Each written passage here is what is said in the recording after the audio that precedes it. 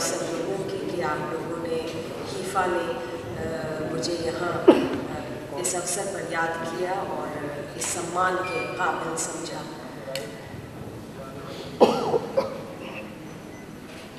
हम सब लोग अपने अपने क्षेत्र से,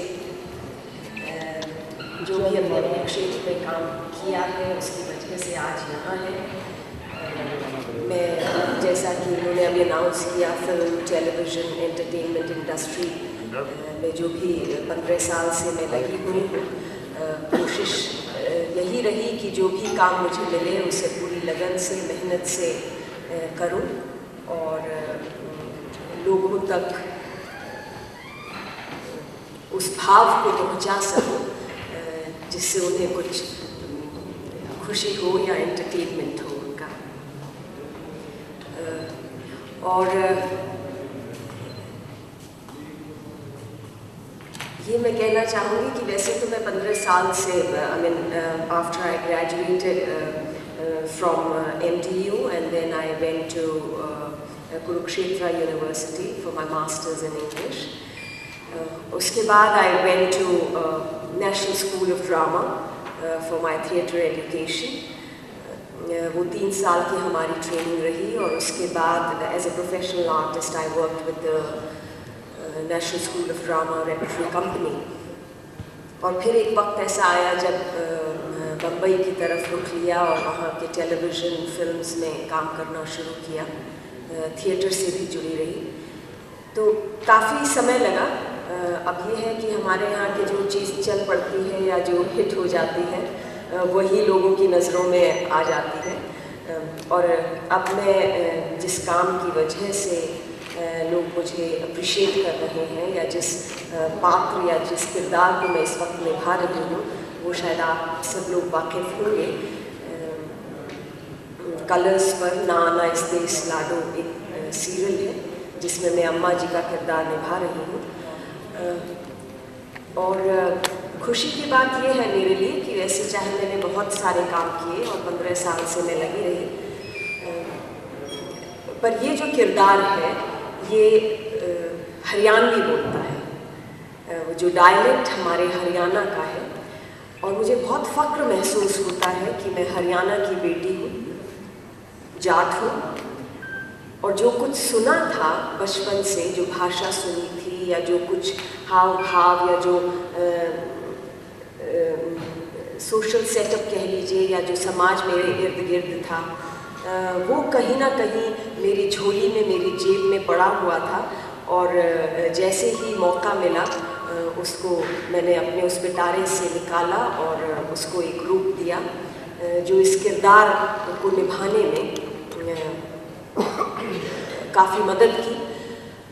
और साथ ही मुझे कभी कभी ये भी लगता था जब भी मैं फिल्म्स देखी या कभी कुछ एड्स में या कभी टेलीविज़न पर जब भी लोग कोई हरियाणा का कैरेक्टर प्ले करते थे तो बहुत ही कैरिकेचरिश होता था, तो और बहुत दुख चोट पहुंचती थी।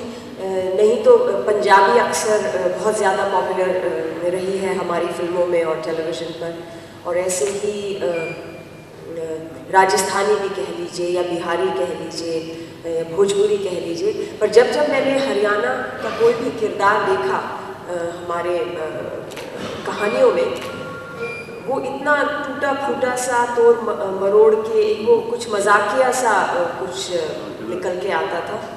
तो अब की बार जब मौका मिला तो मुझे लगा कि कहीं ना कुछ ऐसा किया जाए कि हरियाणा की भाषा का बहुत मजाक हो चुका है, तो उसे एक सही रूप में प्रेजेंट करने की कोशिश की। अब पता नहीं कितना कर पाई हूँ, पर इतना ज़रूर कहूँगी कि जहाँ भी जिस प्रदेश में जाती हूँ वहाँ पे लोग ज़रूर राम राम कह के बुलाते हैं और यही एड्रेस करते हैं आजकल।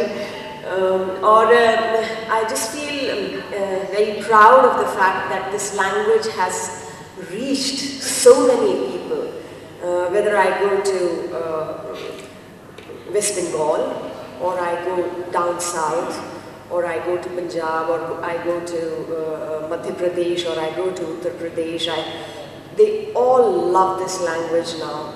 People in Maharashtra, I have interacted with certain tribes in Maharashtra. वो पता नहीं, मुझे ऐसा लगता था कि शायद ये समझ नहीं पाएंगे, पर शायद वो लैंग्वेज ऐसी है कि वो सबके दिलों को छू गई है और सब उस भाषा में बात करना चाहते हैं। अब मुझे लगता नहीं कि मैं अपने बारे में और कुछ ज़्यादा कह सकती हूँ। एक कोशिश थी जो आप लोगों तक पहुँची और लोगों ने प्रेज़ किया, उसकी मैं बहुत बहुत शुक्रगुजार हूँ और दुआ यही करती हूँ कि ऐसे ही लोगों का आशीर्वाद और प्रेम मेरे साथ बना रहे। आज मुझे मौका मिला तो मेरे बीच मेरी माँ भी है, मेरे साथ short story writer, and she was a principle of a college. आज मैं जो कुछ भी हूँ मैं ये कहूँगी कि मैं अपने माता पिता की वजह से हूँ। उन्होंने हमेशा यही कहा कि जो भी करो। जी इतनी देर तक बोल रही थी, आपने कान बंद कर रखे थे, चश्मा उतार लो तो सुन लोगे शायद। पूरी सफलता हाथ लगाना कितने साल लगे? देखिए, जैसे मैंने कहा कि मैंने अपने कर्म में ज़्यादा विश्वास रखा है।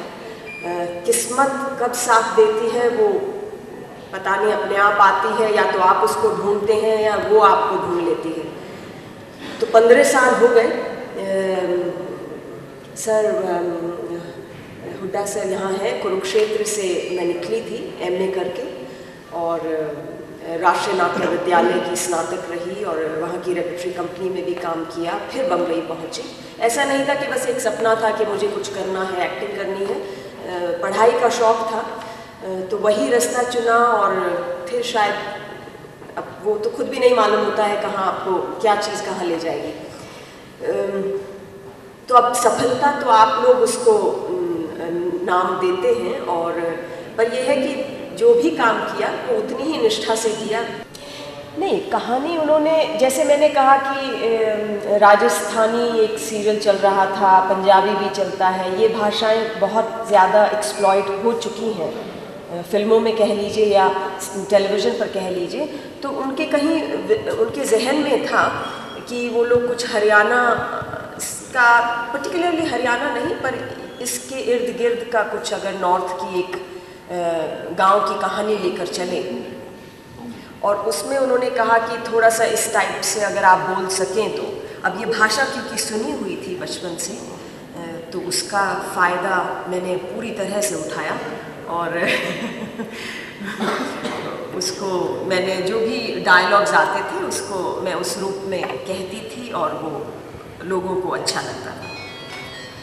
कि आपने कहा कि आपको बड़ा पत्र हुआ जब आपको हरियाणी भाषा में बोलने के लिए मिला, लेकिन दूसरा पहलू है जो नाटक आपको मिला उसमें जो महिला अत्याचार दिखाया गया, कन्या भ्रूण हत्या है, और सारी जो प्रदेश का चेहरा दिखाया गया हरियाणी भाषा में सब पूरे देश के सामने, उसको लेके क्या राय है? नहीं, देखिए, मुझे लगता है ये आपने अपनी राय बना ली है, ऐसा हमारी कहानी की राय नहीं है। वो सिर्फ हरियाणा की कहानी नहीं है, वो कहानी हर उस प्रदेश की है, और उस प्रदेश की नहीं, हर उस मानसिकता की है जो इस फीमेल इन्फेंटिसाइड या फीटिसाइड में बिलीव करता है और विश्वास करता है। और ये कोई हम बहुत पुरानी कहानी नहीं कह रहे हैं, ये आज वर्तमान की भी कहानी है, क्योंकि आज भी लड़कियों के और तो कहानी की अब कहानी है, तो कहानी में भिन्न भिन्न पात्र होंगे, जहाँ पे कुछ एक सोच के लोग होंगे तो वहाँ दूसरी सोच के लोग होंगे, क्योंकि कहानी तभी बनती है, ड्रामा तभी खड़ा होता है जब कॉन्फ्लिक्ट होगा। बिना कॉन्फ्लिक्ट के तो कोई आर्ट होती ही नहीं। हर आर्टिस्ट के दिमाग में कॉन्फ्लिक्ट होता है, हर कॉन्फ्लिक्ट से वो जूझता है और तभी कुछ ना कुछ सामने आता है और उसी भाव को एक्सप्रेस करता है। तो यही कहानी में भी है। अगर हमारी कहानी में कहीं ऐसे पात्र हैं जो कि आज की मॉडर्न लिबरल थिंकिंग को रिप्रेजेंट करते हैं, तो वहाँ एक अम्मा जी है लाडो में जो कि उस सोच को रिप्रेजेंट करती है, उस सेक्शन को रिप्रेजेंट करती है, जहाँ पे इस संकीर्ण या कह लीजिए पुरानी ख्यालों के या जो एक ओल्ड वैल्यूज़ हैं जिसमें चेंजेस आने की ज़रूरत है, उसको रिप्रेजेंट करते हैं। फिल्मों की कोई ऑफर? मैं, वो मेरे सीनियर भी हैं इंस्टीट्यूट से। नसीर साहब ने अपनी एक फिल्म बनाई थी, यूँ होता तो क्या होता, वो मैं उसमें एक पात्र निभाया था। आमिर खान जी के साथ में काम करने का मौका मिला। पर फिल्मों का थोड़ा टेलीविज़न फिल्म दोनों ही बैलेंस होते रहे। ज़रा मुश्किल हो जाता है उसमें, और जिस किस्म का मैं पात्र अभी किरदार जो मैं निभा रही हूँ उससे बहुत ज़्यादा वक्त उसी में ही चला जाता है। But if I see that there are some very interesting characters and very interesting story that comes my way, so I won't say no to it. Mumbai में हरियाणा की पहचान को देने के, हरियाणा की पहचान दिलाने के लिए ये आगे उभर कर आए, आप क्या करना चाहेंगे मुंबई? देखिए, बम्बई में क्यों हरियाणा की पहचान बने? फिल्म हरियाणा नगरी की में पहचान तो हम नेशनल लेवल पे बनाए तो बेहतर होगा। पर फिल्म नगरी में तो मैं पहचान के लिए अब मैं ना प्रोड्यूसर हूँ ना मैं सिर्फ एक छोटा सा उस इंडस्ट्री का मोहरा हूँ, एक एक्टर हूँ। और जहाँ मेरी कला मुझे ले जाएगी और जो मेरी कला को पहचानते हैं वो जहाँ मुझे बुलाएंगे मैं वहाँ जाऊँगी। और एक कलाकार के लिए खाली उसकी लैंग्वेज, उसकी कोई सीमाएं नहीं होती। अगर मुझे कोई मराठी बोलेगा तो मैं मराठी में, वो किरदार मराठी बोलता होगा तो मराठी बोलूँगी, जहाँ बांग्ला यूज़ होगी तो वहाँ बांग्ला बोलूँगी। पर ये ज़रूर है कि अभी तक जैसा मैंने कहा कि उस हरियाणवी भाषा का बहुत ही अजीब सा प्रयोग मैंने देखा था अभी तक, तो कम से कम अब वो थोड़ा सा निखार शायद लोगों को लगे कि ये बेटर है जो अभी तक हमने देखा है।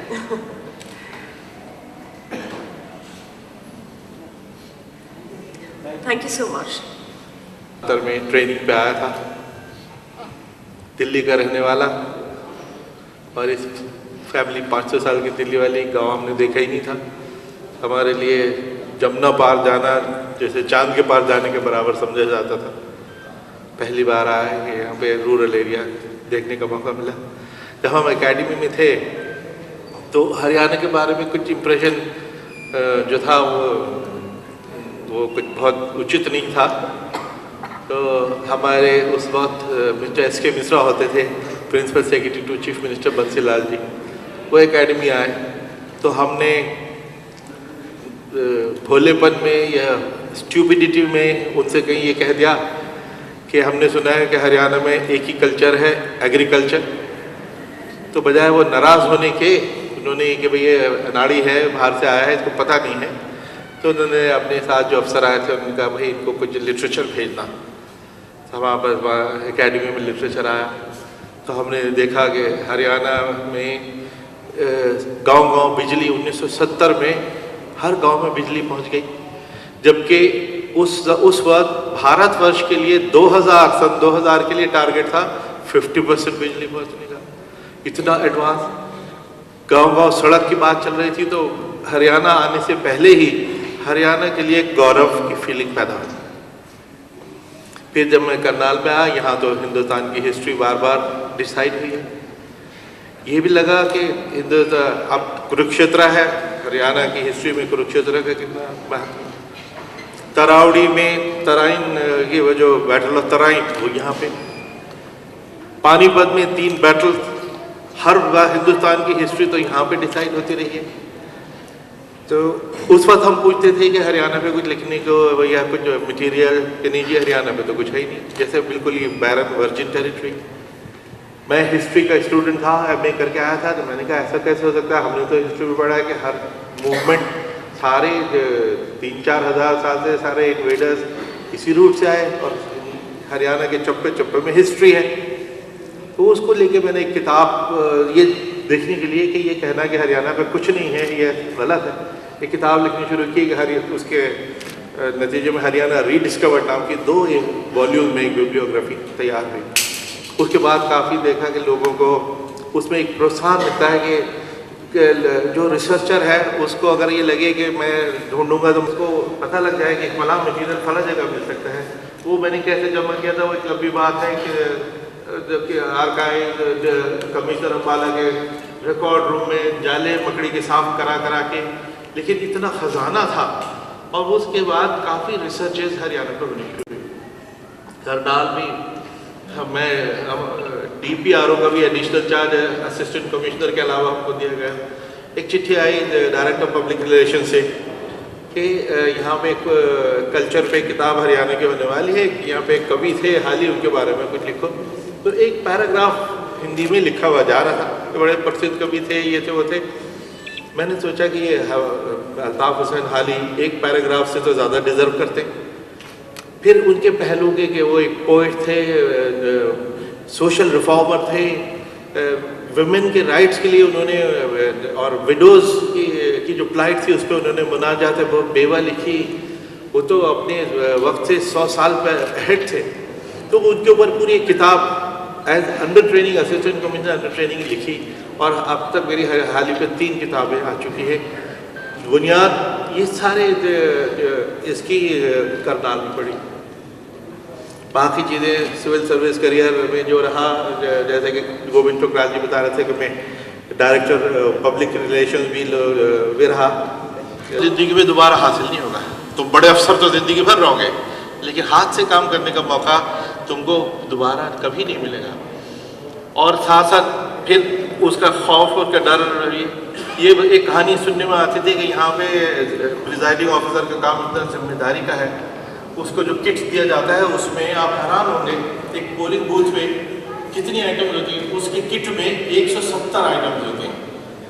उसमें से अगर एक कम हो गई तो उसका काम रुक जाएगा, चाहे वो पिन हो या सील लगाने की लाख हो। अब एक प्रिजाइडिंग ऑफिसर अपने जब आया अपना किट डिपॉजिट करके तो अपना रबर के स्टैम्प जो है वो खोला है। तो ऑब्वियसली इलेक्शन का डर होता है कि वो 12 मील दौड़ के गया, दौड़ के वापस आ गया। तो ये कंफर्टिंग थॉट भी हमको दिया गया कि बहुत काम आसान है, प्रिजाइडिंग ऑफिसर का बस 12 किलोमीटर दौड़ना पड़ेगा अगर कोई गलती करोगे। वो तजर्बा इतना काम आया कि जब मैं इलेक्शन कमीशन लगा तो मैंने गोस्वामी साहब को ढूंढा, वो रिटायर होकर दिल्ली में थे। उनको मैंने शुक्रिया अदा किया कि आपने 35-40 साल पहले एक ऐसी चीज़ सोची थी और एक जो आपका ख्याल था वो सही साबित हुआ। आज भी शायद इलेक्शन कमीशन में मैं एक ऐसा हूँ जिसने बिल्कुल लोएस्ट लेवल पे, स्मॉल ग्राफ लेवल पे इलेक्शन करना। हमारे वोटर्स हैं वो यूरोप के पूरे 50 देश मिला के, कनाडा, ऑस्ट्रेलिया, न्यूजीलैंड और जापान मिला के उससे ज़्यादा है। हमारे वोटर अपने पूरे अफ्रीका के 54 देशों के मिला के ज़्यादा है। नॉर्थ और साउथ अमेरिका में 56 देश सबको मिला के उससे ज़्यादा है। राइट दिया ना, वोटिंग राइट। लोगों का हैरानी, वेस्टर्न वर्ल्ड ने उसमें बड़ा क्रिटिसाइज किया कि लोग हिंदुस्तान को देखो जहाँ पे 86% लोग इलिटरेट हैं, उनको डेमोक्रेसी दे रहे हैं, कैसे संभाल पाएंगे। उन्हीं इलिटरेट लोगों ने पूरी दुनिया को दिखा दिया कि बड़ी मेच्योरिटी और डेमोक्रेसी कैसे फ्लरिश की, सक्सेसफुल भी। अमेरिका में 131 वर्ष लगे थे औरतों को मर्दों के बराबर